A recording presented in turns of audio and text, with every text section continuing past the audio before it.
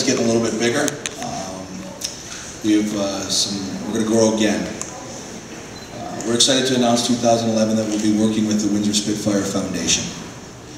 We feel that the combined talents of both groups will provide a very exciting and fun golf day.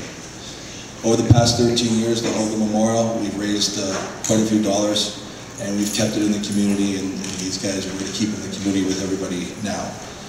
Our father always liked children, and I feel with the Spitfire Foundation that we'll be able to keep kids in sports, we'll be able to keep you know, the uniforms on their back, and again, do something that my father did love.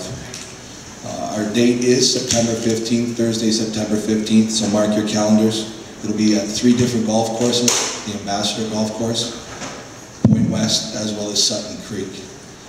If there's any questions, please feel free to contact my brother or myself.